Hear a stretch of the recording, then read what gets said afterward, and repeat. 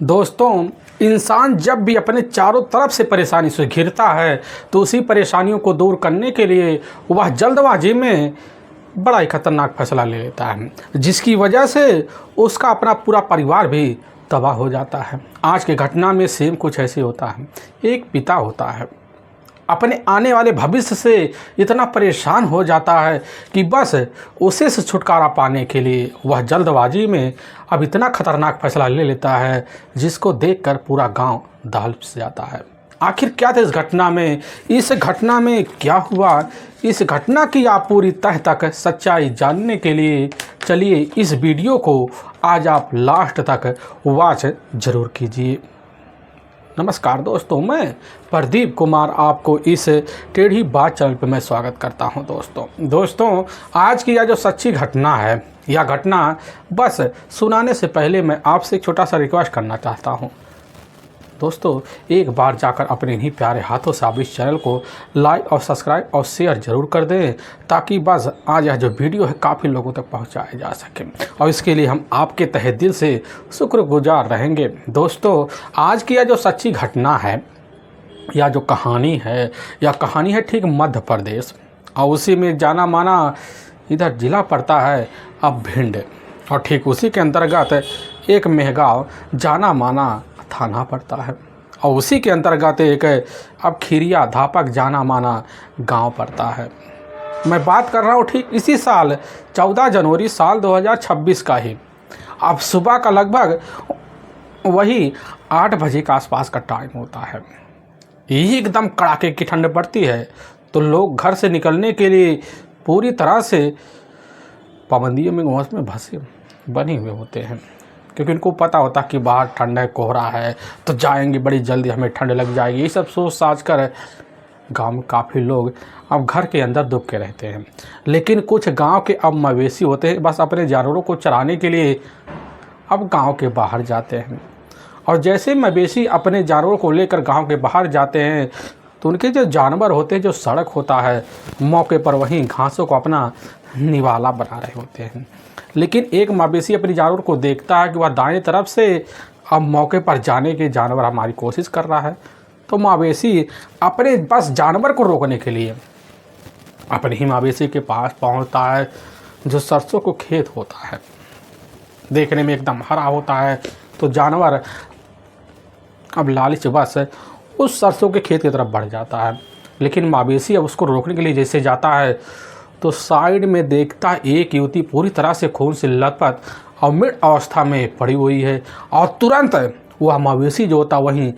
चीख पड़ता है। उसकी जो सूचना होता है, मौके पर अपने पास जितने भी खड़े हुए किसान होते हैं, मवेशी होते हैं, उनको बुलाकर वहीं इकट्ठा कर लेता है। लेकिन जो व्यक्ति होते हैं तुरंत अब उस युवती के करीब जाते हैं, और जैसे ही पलटा मारते हैं तो देखते करे लग जाते कि अरे यह तो अपने ही गांव के रहने वाला मोनेश धानू की अपनी नवविवाहित बेटी इधर निधि धानुक है। और तुरंत इस चीज़ की जो सूचना होता है गांव में पहुंच जाता है। लोग तरह तरह के चर्चे करते, वहां जब पहुंचते हैं लोग अपने हिसाब से, मुँह बातों के हिसाब से तरह तरह के चर्चे करना शुरू कर देते हैं। और तब तक इसकी जो सूचना होता है अब मेहगांव थाने में लग जाता है कि जो खिरिया धापक गांव है, उसी गांव में एक युवती है। उस युवती की बड़े बेरहम तरीके से अब सीने पर ही गोली मार कर हत्या कर दी गई है। अब मेहगांव के थाना प्रभारी एसएचओ साहब जैसी खबर पाते हैं, अपने दल बल टीम को लेते हैं और खिरिया धापक गांव के बाहर पहुंचते, सरसों के खेत के पास देखते हैं कि गांव के लोगों का जो संख्या हो है और आस पड़ोस के लोगों का जो जमावड़ा है वो मौके पर वहां पड़ा हुआ है। अब थाना प्रभारी जमावड़े को हटाते, फिर जैसे अंदर जाते देखते हैं कि सरसों के खेत में एक युवती जिसकी उम्र लगभग अब 22 साल के आसपास होता है, पूरी तरह से खून से लथपथ और वहाँ मृत अवस्था में पड़ी हुई होती है, सूट सलवार में होती है। और पुलिस की जो टीम होती है अपने हिसाब से अब इधर खेत में पड़े हुए निधि के धानों की बोरी को तौर तक जब छा करते तो पता चलता कि हाँ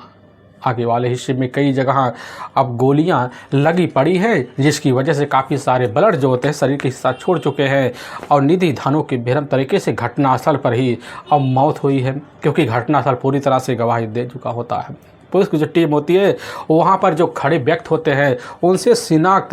हो पाने की वजह से पुलिस की टीम उसी वक्त बॉडी का वही पंचनामा भरती है और उठाकर अपने ही जो नज़दीकी सरकारी अस्पताल होता है उसी में अब पोस्टमार्टम हाउस भिजवाने के लिए तैयारी करती है। लेकिन पुलिस को पता चलता है कि आखिर निधि के जो अपने पिता है मुनेश से अब धानु का तो पता नहीं चल रहा है, क्योंकि काफ़ी घंटे का वक्त बीत चुका है। पुलिस की जो टीम होती है अब मुनेश धानु की तलाशी करने के लिए गांव में जो होता है खुद निधि के घर जाती है, लेकिन तब भी जो होता है इधर निधि के जो अपने पापा होते हैं मुनेश धानु का कुछ अता पता नहीं चलता है। अब पुलिस का शंका अब सीधा का सीधा मुनेश धानु के ऊपर चला जाता है, क्योंकि पुलिस के सामने वहाँ के जो व्यक्ति होते हैं कुछ ऐसी चौंकाने वाले बात रख चुके होते हैं, इसके बाद पुलिस की जो टीम होती है उसी वक्त सीधा का सीधा शंका मुनेश धानु के ऊपर लगा बैठती है और इसीलिए पुलिस की टीम मुनेश धानु की तलाशी करने के लिए अपने हिसाब से अब दल बल टीम को तैयार कर लेती है। और इधर मुनेश धानु की जो अपनी पत्नी होती है उन्हीं के तहरीर पर थाने में जाकर अज्ञात हत्यारे के विरुद्ध धारा 302 और 201 के तहत जो होता हत्या का मुकदमा दर्ज कर लेती है। अब इस केस को सुलझाने के लिए पुलिस जो टीम होती है अपने हिसाब से लग पड़ जाती है, लेकिन घटना से मात्र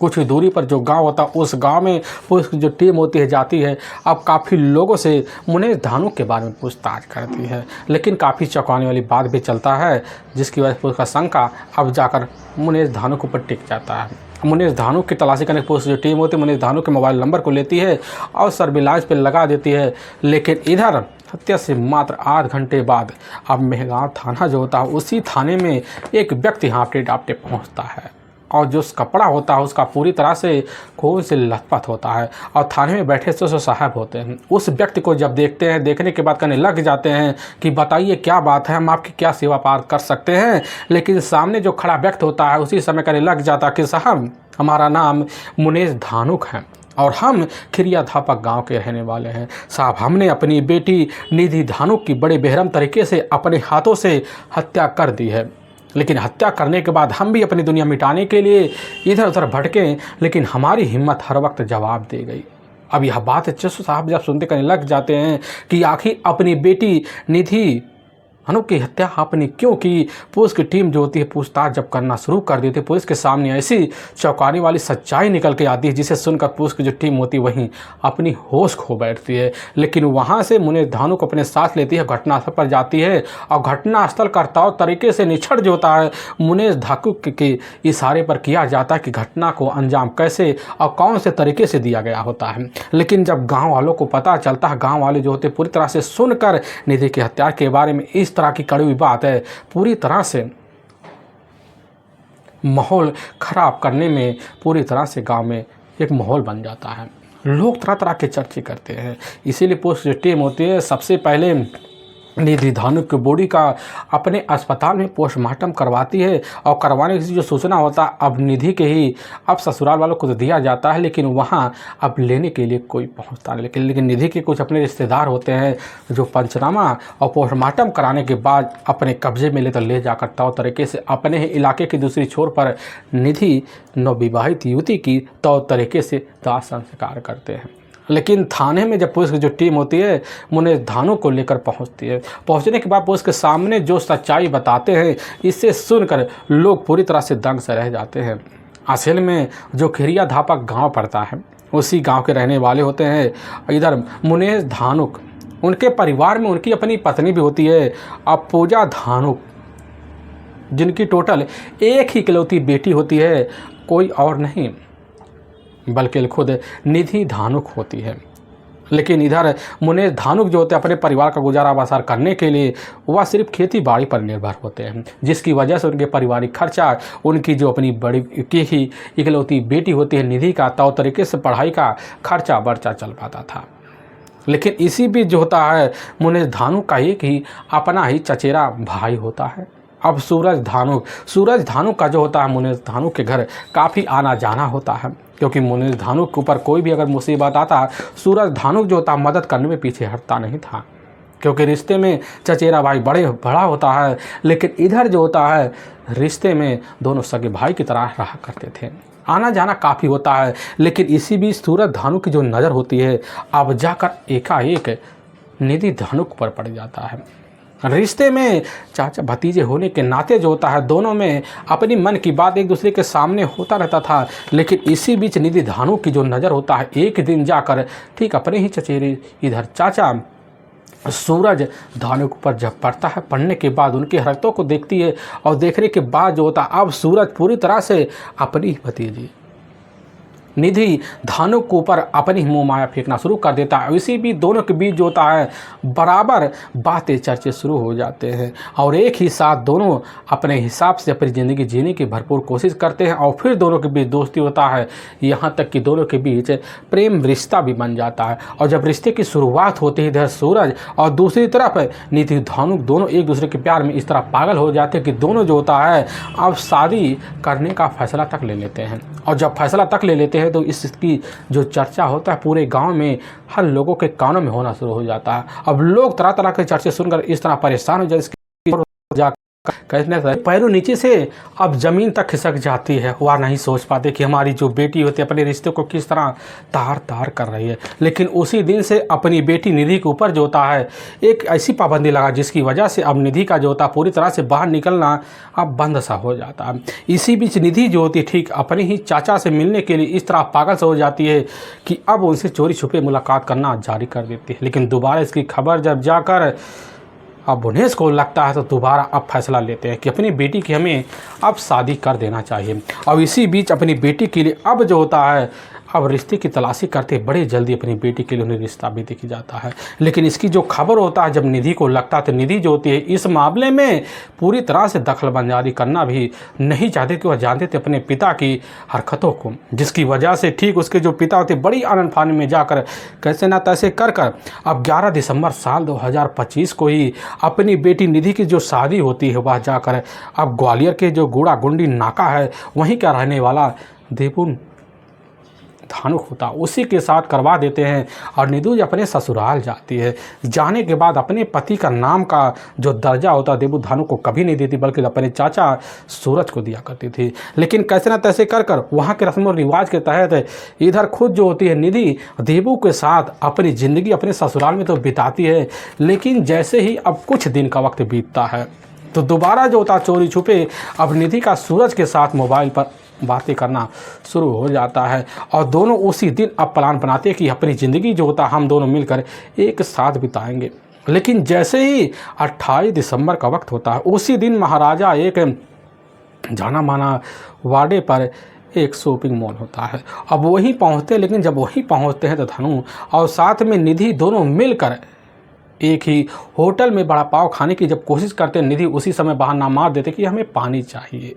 अब इधर निधि का जो अपना पति होता है देवू पानी लेने के लिए जैसे ही दुकान पर जाता तो निधि जो होती है उसी समय बाहर निकलती तो पता चलता बाहर उसका अपना चाचा सूरज खड़ा है और सूरज उसी वक्त निधि को अपने साथ लेता है। फिर वहाँ से लेकर निधि की प्लान के हिसाब से इंदौर के लिए निकल जाता है। लेकिन जैसे ही धानु पहुँचता धानु देखता है निधि का आता पता नहीं चल रहा है तो निधि के मोबाइल पर कॉल करता है तो वह बंद बता देता है, जिसकी वजह से अब उसी वक्त धानु इतना परेशान हो जाता है कि अपने रिश्तेदारों में यहाँ तक इसकी जो खबर होता है अब निधि के जो पिता होते हैं जो पापा होते हैं मौके पर मुनेश को दे दिया जाता है। मुनेश जैसी खबर पाते वह सारा माजरा समझ जाते कि बस करो हमारी बेटी के साथ वह हो गया जो हम नहीं चाहते थे। इसी बीच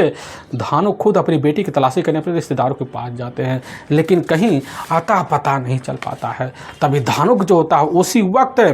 रात के टाइम में अपने नज़दीकी पुलिस थाने जाता है और अपनी पत्नी का गुमशुदा का मुकदमा दर्ज करवा देता है। और पुलिस की जो टीम होती है जब जैसे ही निधि के मोबाइल पर कॉल करती है तो बंद तो बता देता है दिल्ली पुलिस की टीम हम निधि के मोबाइल नंबर को उसी वक्त सर्विलांस पे लगा देती ताकि जल्द जल्द निधि के बारे में अता पता चल सके। और निधि इधर जो होता है इंदौर में लेकर जब सूरज को पहुँचती है तो एक कमरा लेती फिर वहीं आप रहना शुरू कर देते हैं एक पति पत्नी की तरह। और रहते रहते जब जो होता है दोनों को यकीन हो जाता है कि हमारी ज़िंदगी यही चल पाएगी तो दोनों यह नहीं समझ पाते कि आखिर जो था हमारे पिता मौके पर मुनेश भानु के ऊपर क्या बीत रहा है, क्योंकि मुनेश भानु की जो ज़िंदगी होती गांव में पूरी तरह से एक ऐसी तार पे बीती जिसकी वजह से वो परेशान लोगों के ताने सुन सुनकर इस तरह परेशान हो जाती है कि अपनी बेटी को चाहते हुए भी ना पा पाते हैं। लेकिन जैसे ही कुछ दिन का यानी कि जैसे 7 जनवरी साल 2026 का वक्त होता, उसी वक्त इधर जो थाना होता, उस थाने के इंस्पेक्टर को जैसे पता चलता कि अचानक जो होता निधि का मोबाइल एक्टिवेट हो गया है और लोकेशन इंदौर में दिखा रहा है, तो पुलिस की जो टीम होती है उसी वक्त एक टीम मिली थी, इंदौर पहुंचती है और दोनों को अपने कब्जे में लेती है और लेकर अपने ही थाने गुजरात पहुंच जाती है। और जब पहुंचती है तो गुजरात कोतवाली के जो थाना प्रभारी होते हैं, इसकी जो सूचना होता है, अब जाकर मुनीष धानु खबर पाते थाने में पहुंचते, लेकिन उन्हीं के सामने उनकी जो बेटी होती है निधि,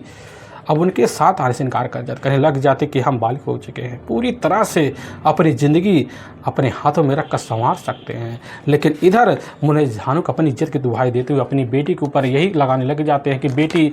तुम अपने ससुराल चले जाओ, इस तरह की बदनामी। लेकिन काफ़ी तरह के सवालों के घेरे में खुद अपने पिता को उलझा देती और कहने लग जाते कि हम ना जाएंगे। लेकिन इधर निधि की अलंघना देख कर वह समझ जाते कि हमारी बेटी अपनी ज़िंदगी अपने हिसाब से जिएगी। लेकिन उसी वक्त मुनीष धानु होते हैं बड़ा ही खतरनाक फैसला उसी होतरात कोतवाली में ले लेते हैं, कहने लग जाते इसका हमें कोई ना कोई तोड़ से निकालना पड़ेगा। लेकिन वहाँ निधि जो होती है अपने प्रेमी सूरज को अपने साथ लेती है और इंदौर निकल जाती है। लेकिन जब अपने गांव में पहुंचने के बाद लोगों के ताने सुनकर मुनीष धानु को इस तरह परेशान हो जाते हैं कि वह समझ जाते कि हमें करना क्या है। तभी उनके दिमाग में यही प्लान आ जाता है कि ठीक 14 जनवरी को मकर संक्रांति है, उसी बहाने अपनी बेटी को बुलाया जाए, अपनी बेटी को ऐसा सबक सिखाया जाए जिसकी कोई कल्पना ना कर पाए। और जैसे ही ठीक है अब 10 जनवरी का वक्त होता है, तो उसी वक्त इधर मुनीष धानु को अपनी बेटी निधि के पास फ़ोन कर देते हैं और बड़ी ही प्यारी मीठी बातों में कहने लग जाती कि बेटी पहली बार मकर संक्रांति पड़ रहा है और तुम्हें अपने मायके आ जाना चाहिए। इस तरह की जब बात सुनती है तो उसी वक्त निधि तैयार हो जाती है और जैसे 10 जनवरी का वक्त हो जाता है तो अपने पिता की बात मानकर अब खिरिया धापक गाँव पहुँच जाती है। लेकिन जैसे ही अब 13 जनवरी का वक्त होता है, अब शाम का टाइम होता है, तो उस वक्त निधि अपने पिता के साथ खाना बाना खाती है। लेकिन उनके दिमाग में ऐसा तौर तरीके वाला घर कर चुका होता है और समझ जाते कि हमें करना क्या है और अपनी बेटी को अपने साथ गांव के बाहर जाते, एक सरसों के खेत होता है। लेकिन वहीं जब अपनी बेटी के सामने का उनकी जो बेटी उनके चेहरे और उनकी नज़रों को देखकर पहचान लेती है कि इनके अंदर कुछ रहस्य छुपा हुआ, कहने लग जाती है पिताजी क्या बात है। मुनीष धानु कहने लग जाते हैं कि बेटी हम चाहते हैं